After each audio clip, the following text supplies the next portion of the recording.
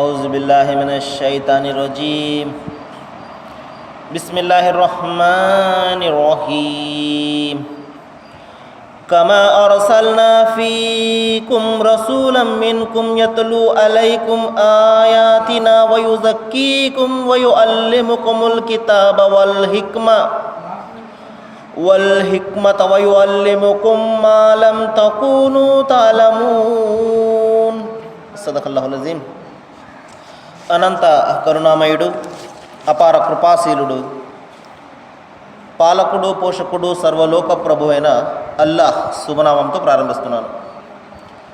సోదరులారా, సోదరిమణులారా, అయ్యలారా, అమ్మలారా, అస్సలాము అలైకుం రహమతుల్లాహి బరకాతు. సర్వలోక ప్రభు అయిన అల్లాహ్ మనందరి జీవితాలలో శాంతి శుభాలను కురిపించును కాక. ఆమీన్. ఇంతవరకు మీ ముందు మానవులందరి సృష్టికర్త, మానవులందరి దైవమైన అల్లాహ్ మానవుల అందరి మార్గదర్శకత్వం కోసం ఆయన చివరి ప్రవక్త, కారుణ్యమూర్తి, మహాప్రవక్త ముహమ్మద్ సల్లల్లాహు అలైహి వసల్లం వారి మీద అవతరింపజేసినటువంటి చివరి దైవ గ్రంథమైన దివ్య ఖురాన్ నుండి 2వ అధ్యాయం 152వ వాక్యం యొక్క అరబ్బీ మూలంను పఠించడం జరిగింది. దీని తెలుగు అనువాదాన్ని వినండి.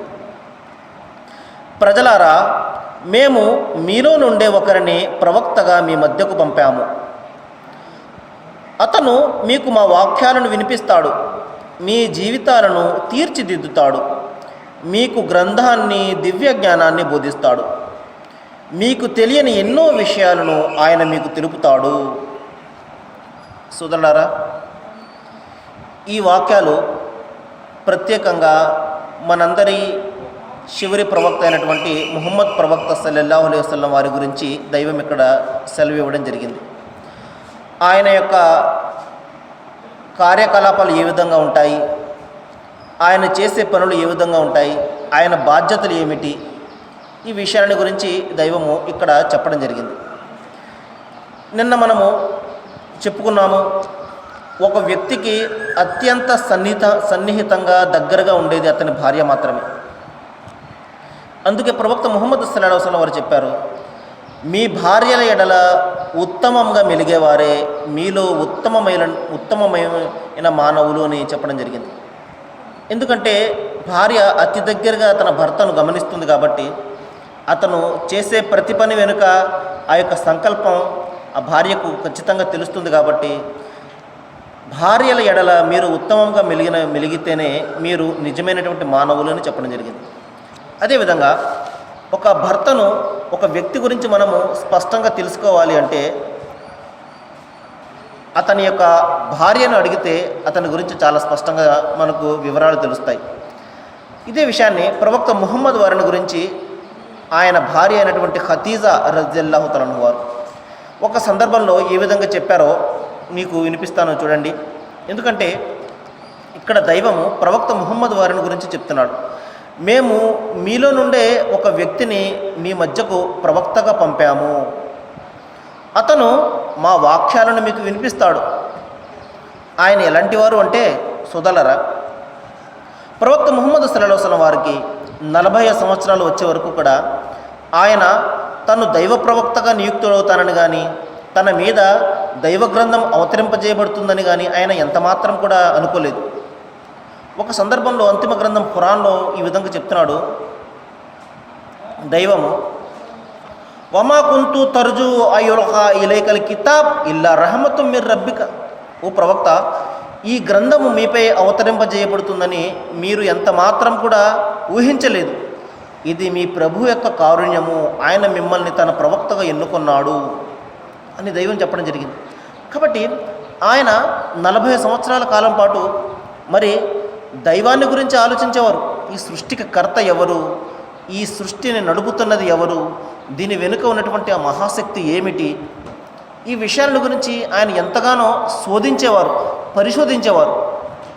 ఏ విషయంలో సోదరులారా, మనము మనసు పెట్టి ఆలోచిస్తేనే మనకు సత్యాలన్నీ కూడా తెలుస్తుంటాయి. మనం గుడ్డిగా ఏదైనా ఒక విషయాన్ని నమ్మామనుకోండి, మనం అసత్యంలోనే పడి ఉంటాం. మనకు ఎన్నడూ కూడా సత్యం అనేది తెలియదు. కాబట్టి మన బుద్ధి వివేకాలను మనము ఆలోచింపజేయాలి. ప్రతి విషయాన్ని మనము కూలంకషంగా క్షుణ్ణంగా మనము పరిశీలించిన తర్వాత మాత్రమే మనకు సత్యాలన్నీ కూడా బయటకు వస్తాయి. అదే విషయం ప్రవక్త ముహమ్మద్ సల్లల్లాహు అలైహి వసల్లం వారు ఆయన దైవాన్ని గురించి ఆలోచించేవారు.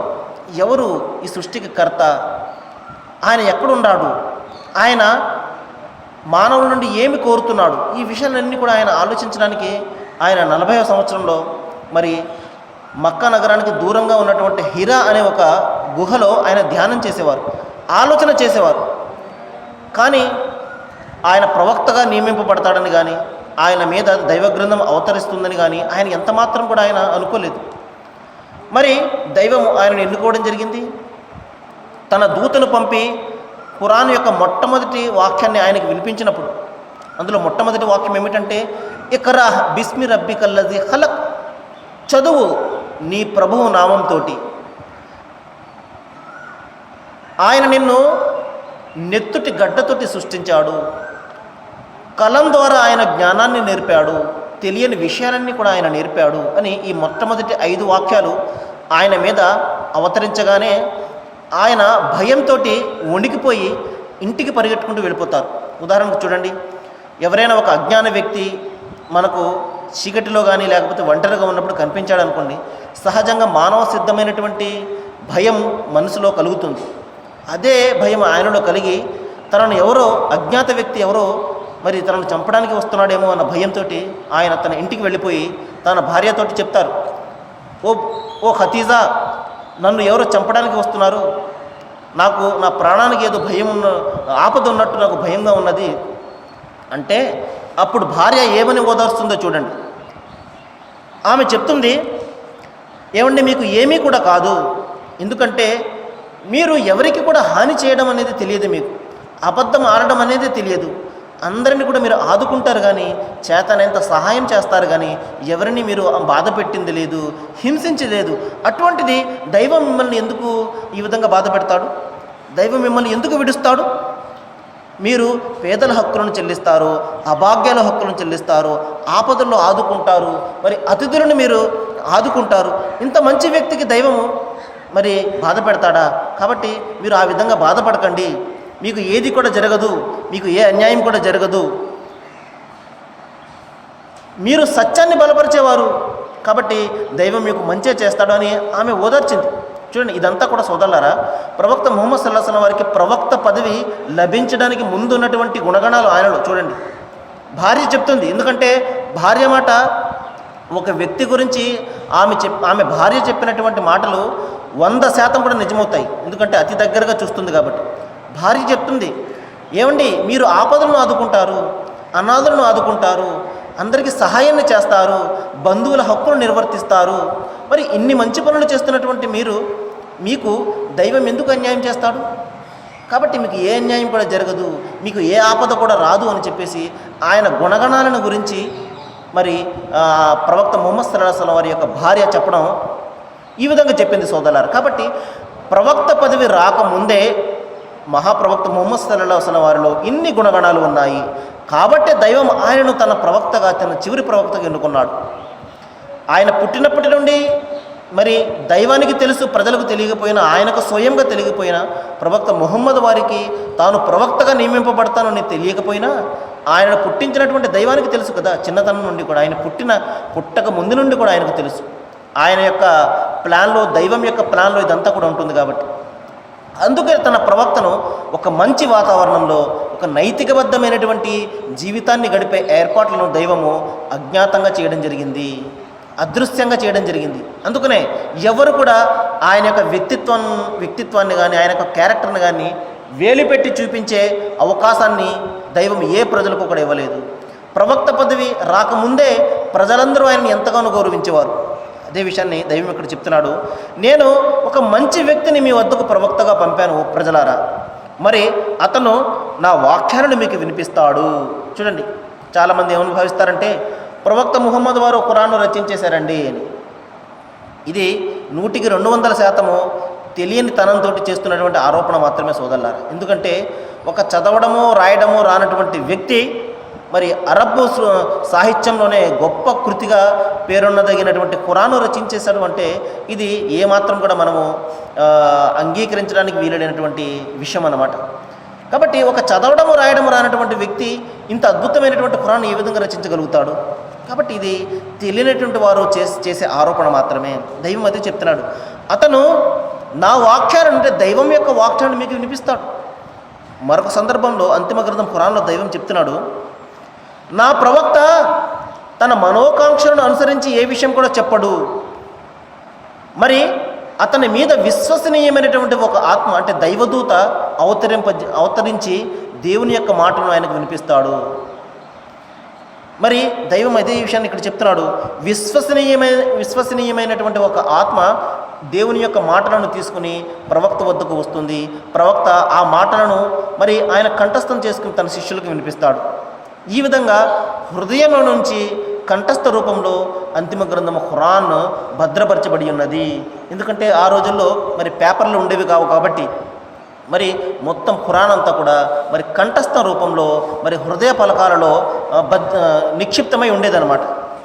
అదే విషయాన్ని దైవం ఇక్కడ చెప్తున్నాడు, అతను తన మనోకాంక్షను అనుసరించి తన సొంత మాటలు ఏది కూడా చెప్పడం లేదు. ఒకవేళ ఆయన సొంత గ్రంథమే అయితే ఆయన వంశాన్ని గురించి, ఆయన మంచి చెడ్డలను గురించి, ఆయన యొక్క తల్లిదండ్రుల గురించి ఆయన రాసుకునేవాడు.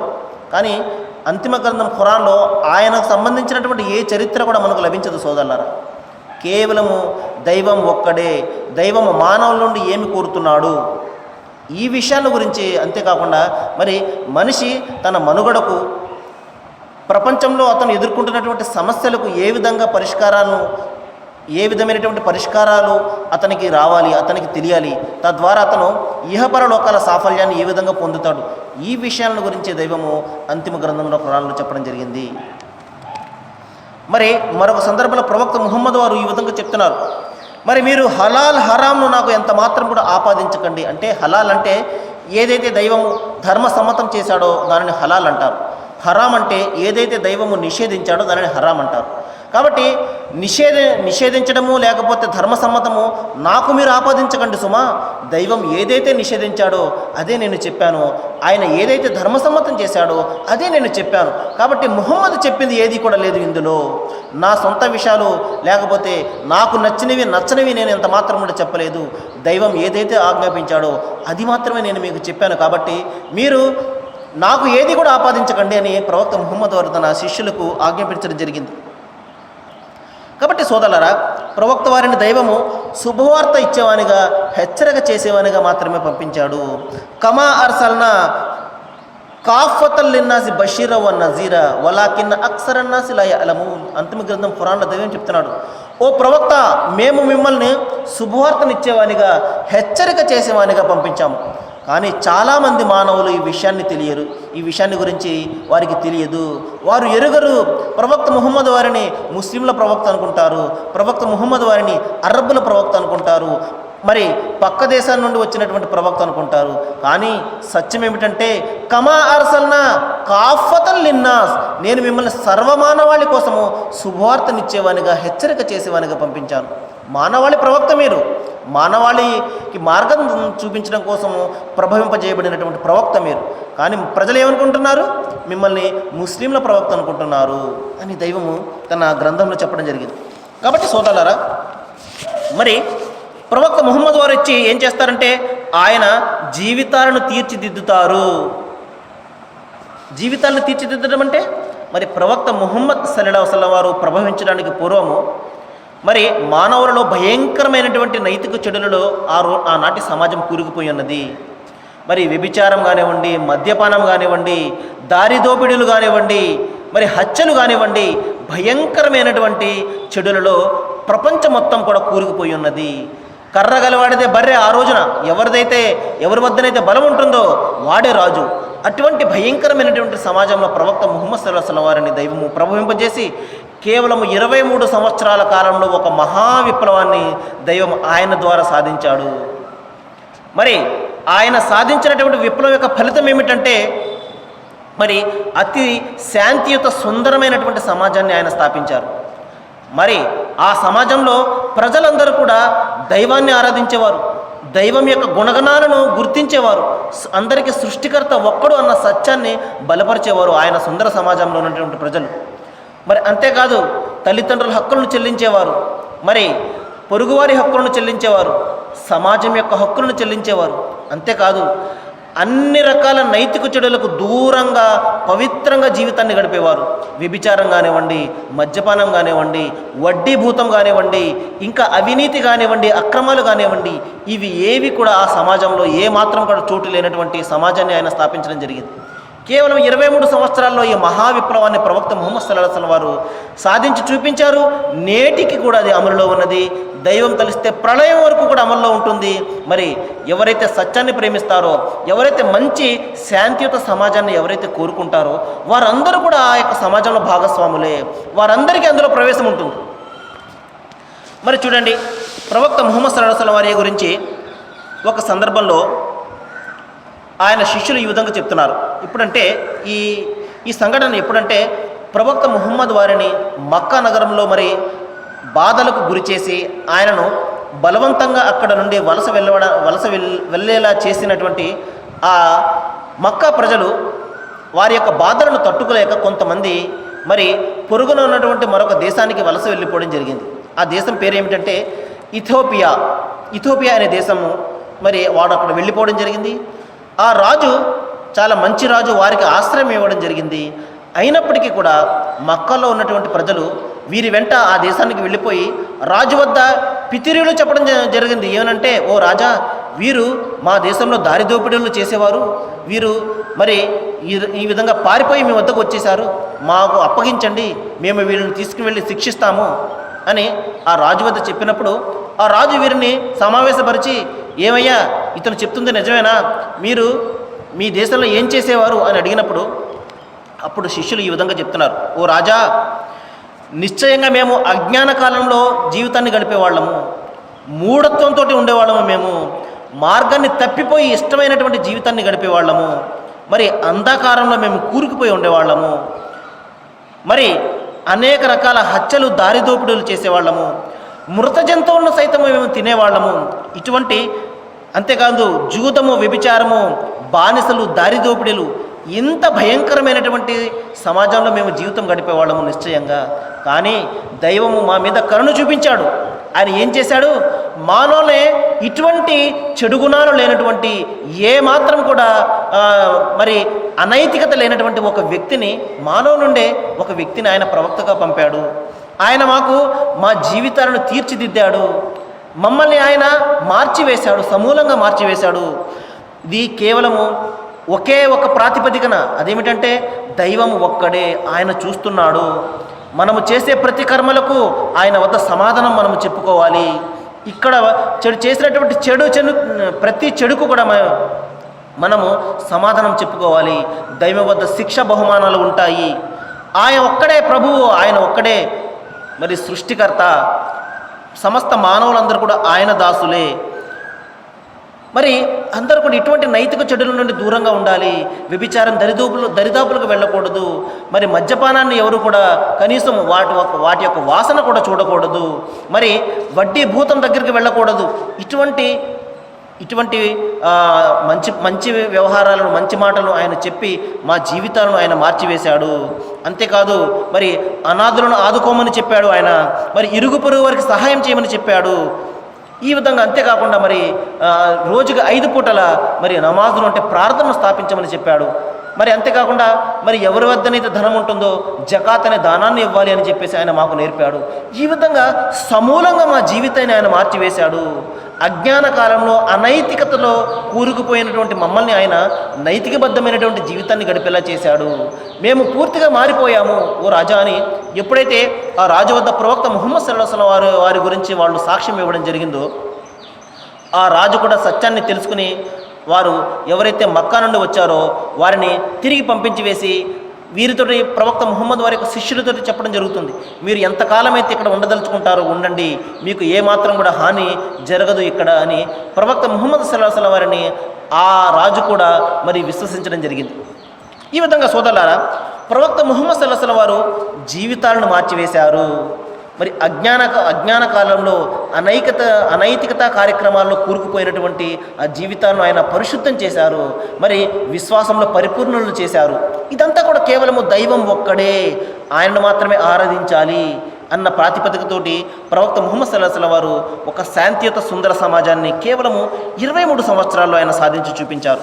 ఇక తర్వాత దైవం చెప్తున్నాడు, ఆయన గ్రంథాన్ని బోధిస్తాడు, దివ్య జ్ఞానాన్ని కూడా బోధిస్తాడు. అంటే మన జీవితంలో ఎదురయ్యే అనేక రంగాలలో అనేక సమస్యలు, ఈ సమస్యలకు ఏ విధమైనటువంటి పరిష్కారాన్ని మనము సాధించాలి, ఏ పరిష్కారాన్ని మనము అవలంబించినట్టయితే ఈ సమస్యల నుండి మనం బయటపడతాము, ఈ వ్యవహారాలన్నీ కూడా ఆయన తన గ్రంథం ద్వారా చూపించాడు. దైవము ప్రవక్త ముహమ్మద్ సల్లల్లాహు అలైహి వసల్లం వారి ద్వారా సమస్త మానవాళికి సమస్యల పరిష్కారాలను చూపించాడు. మరి అంతేకాకుండా ఈ విధంగా మనం ఈ గ్రంథాన్ని అనుసరించినట్లయితే ఇహలోకంలో కూడా శాంతి, పరలోకంలో కూడా మనకు ప్రశాంతత, సాఫల్యము దక్కుతాయని చెప్పేసి ఒక శుభార్తను ఒకటి ఇవ్వడం జరిగింది. అంతేకాకుండా తీర్పు దినం అనేది ఒకటి ఉంటుంది. ఇక్కడ మనకు న్యాయం జరగకపోయినా దేవుని న్యాయస్థానంలో ఎంత మాత్రం కూడా అన్యాయం జరగదు. కాబట్టి తీర్పు దినం అనేది ఒకటి ఉంటుంది, అది మరణం తర్వాత అది వస్తుంది. దానికోసము ప్రజలు కృషి చేయాలి అని ఆయన మరి ప్రజలందరికీ కూడా మరి ఈ జ్ఞానాన్ని ఆయన బోధించాడు అని దైవం ఇక్కడ చెప్తున్నాడు. అంతేకాకుండా ప్రవక్త ముహమ్మద్ వారు ఏం చేస్తారు అంటే మనకు తెలియనటువంటి అనేక విషయాలను ఆయన మనకు నేర్పుతారు. చూడండి సోదరులారా, మనకు అనేక విషయాలు తెలియవు, కొన్ని విషయాలు తెలుస్తాయి, కొన్ని విషయాలు తెలియవు. మరణం తర్వాత వచ్చే జీవితం ఏమిటో మనకు తెలియదు. మరి అక్కడ మనం ఎదుర్కొనే పరిస్థితులు ఏమిటో, సమాధిలో ఉన్నటువంటి పరిస్థితులు ఏమిటో, సమాధిలో ఏ శిక్షలు ఉంటాయో, మరి దైవదూతలు ఏ ప్రశ్నలు అడుగుతారో, మరి నరకం ఎలాగుంటుందో, స్వర్గం ఎలాగుంటుందో, ఈ విషయాలన్నీ కూడా మనకు తెలియవు. కానీ ప్రవక్త ముహమ్మద్ సల్లల్లాహు అలైహి వసల్లం వారు మరి ఆయన సమస్తాన్ని కూడా మనకు చెప్పారు. ఎందుకంటే దైవము ఆయనకు చూపించాడు కాబట్టి. సమాధిలో ఈ ప్రశ్నలు వస్తాయి, మరి 3 ప్రశ్నలు ఎదుర్కోవాలి మనము. మన ప్రభువు ఎవరు, మన ప్రవక్త ఎవరు, మన ధర్మం ఏమిటి, ఈ 3 ప్రశ్నలను దైవము తన దూతల ద్వారా అడుగుతాడు.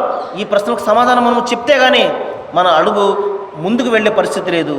అంతేకాకుండా ప్రళయకాలంలో అనేక చిహ్నాలను ప్రవక్త ముహమ్మద్ వారు సూచించారు. మరి ప్రళయకాలంలో ఈ విధంగా అవినీతి పెరిగిపోతుందని, ఈ విధంగా డబ్బంతా కూడా ప్రజల వద్ద పెరిగిపోతుందని, ఇంకా రకరకాలైనటువంటి చిహ్నాలను ప్రవక్త ముహమ్మద్ వారు ప్రళయానికి ముందు ఏం జరుగుతుందో మనకు చెప్పారు. ఈ విధంగా మనకు తెలియనటువంటి అనేక విషయాలను ప్రవక్త ముహమ్మద్ సల్లల్లాహు అలైహి వసల్లం వారి ద్వారా దైవం మనకు తెలియజేయడం జరిగింది. అదే ఇక్కడ చెప్తున్నాడు, మీకు తెలియని విషయాలను ఆయన మీకు తెలుపుతాడు అని.